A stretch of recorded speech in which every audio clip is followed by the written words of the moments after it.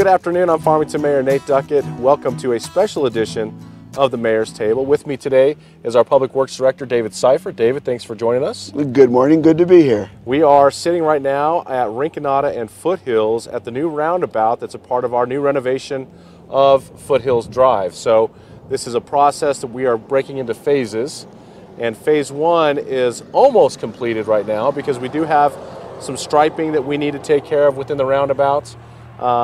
But we're almost there, David. Yeah, absolutely. Just a few mop-up items, and it's been a beautiful, good project. We're excited.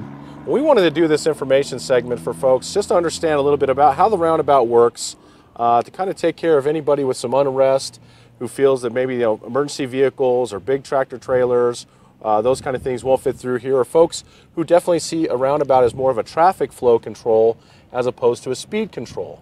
And really, this was designed as a speed control, was it not, David? It really was, but you get several safety benefits from a roundabout, especially at these traffic levels.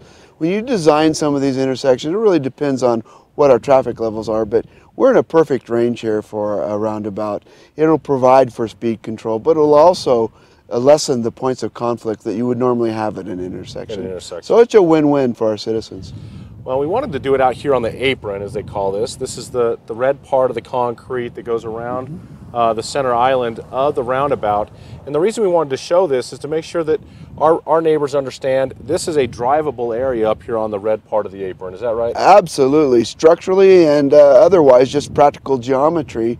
You may need it at times if you have a very large vehicle, and it provides that opportunity to stay safe and have the have the wheel path where it needs to be. So we've been out here now for probably about an hour, and we've watched vehicles of all sizes, trailers of all sizes, and we actually brought out a couple of our own big city vehicles just to show folks exactly how the roundabout works and the fact that you can fit very, very large trailers through this section. So we're going to have the first thing I think we're going to show here is going to be our fire department's ladder truck. We thank Chief David Burke and our fire department for bringing that out. But we're going to show our neighbors exactly how the fire truck works, and I think they'll be impressed by the fact that the fire truck doesn't even get on the apron. Not even on the apron, and doesn't have to crawl around it either. They can go at a normal traveling speed. That's one thing we've definitely seen. People have been able to maneuver through here with ease. So there's a 65-foot long trailer that our electric utility company uses, and I imagine they use it to haul around these giant poles. That is correct. It's their pole truck. And that vehicle actually has the ability to expand to 100 feet long with also rear steering on it. Is that right? Yes, rear articulation. It can go around and not have to worry about different difficult places out in the field. So today we had the 65-foot long version come out, and we've had a lot of people, especially in the construction business, who have talked about a WB50 size trailer. Yes. Now, normally, when we design intersections, what size of truck do we design them for? We just do it for like a motorhome, like a 40-foot unit. But in this case, we started off there, but we expanded it actually to the WB50, just in anticipation of trucks and semi-tractor trailers that may use the intersection. So on the video, they'll see this would really be considered like a WB67 essentially. That is correct. Okay, so in a much bigger truck than even the WB50. Oh yes. And they'll see on that as it goes through the apron, the front of the truck stays on the asphalt, and it's only the back end that comes up on the red part of the curb. But again, it maneuvers north-south with ease. Right, and the interesting thing is they did not use their hydraulic back end steer. I mean, they just used a straight locked position as they went through the roundabout. So we know there's going to be really we're just trying to make sure that any confusion out there, any concerns are being addressed. When we put new things here in our city, we definitely want to make sure we're upfront with exactly how they work, but there was a lot of time and energy and public feedback that went into this design. Oh yes. I mean, we had public meetings talking about the need for speed controls, and even in this regard, David, I think a lot of people will say, well, you're still not going to stop all the speeders. Well, you can't make people do anything. You can only facilitate it, right? Right. So that's what we've done here. We've created an opportunity to slow down, and if you're bent on going fast and racing, you can continue to do that, but this is really one great step in controlling the speed. And the purpose there, of course, is Foothills is a very long, straight downhill road. And at the bottom of this section is a very high residential populated area and 2 elementary schools, the preschool and Country Club Elementary School. And for years, at least since I've been elected official, I can tell you that the very first day after being elected in 2014, my very first phone call from a constituent was about the speed on Foothills. Yes. And since that time, routinely, I've received calls because, and you know this, because I call you or I call the police department. Right. And the conundrum, of course, is that we call the police for more law enforcement up here to control the speeds, and then people get tickets or they get warnings, and then they're upset because they got a ticket or warning because they're not the problem. Yes. And we get it. But we're trying to make sure that we're doing the best that we can for the community. And when we were going to plan out this road, we thought, why not build something into it that provides a necessary, conscientious component where you have to slow down. Right, you have to slow down. It adds to our safety, and truthfully, it adds a feature that in the future, should the community grow, that you've got the traffic device that you need. Yeah, it's single lane.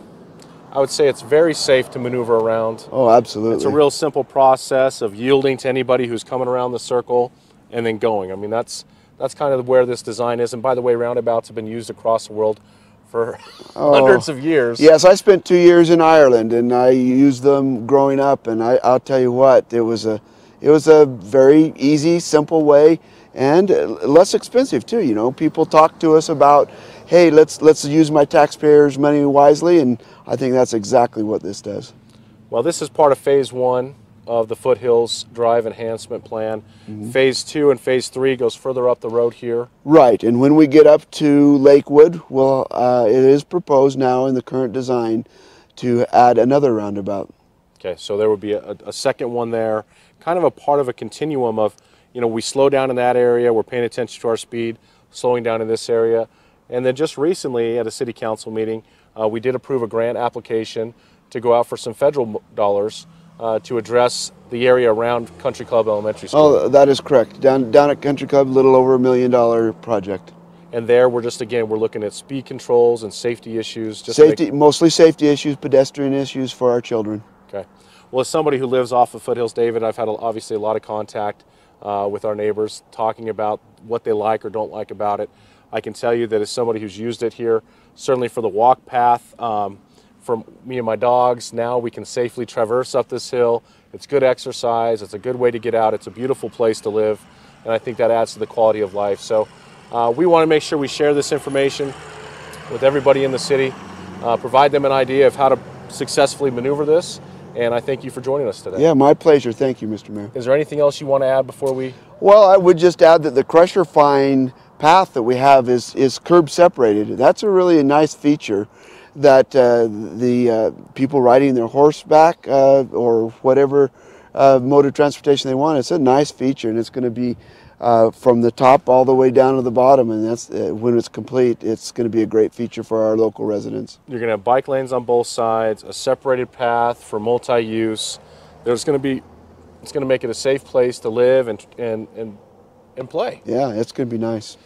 One last thing I would mention on this, and I forgot to mention early on, is the fact that we did have an enormous amount of signs that surrounded the roundabout when the signs were completed. We know that was an issue and a concern, and those were addressed almost immediately. Yeah, absolutely. We did a review of what was actually mandatory and what was there.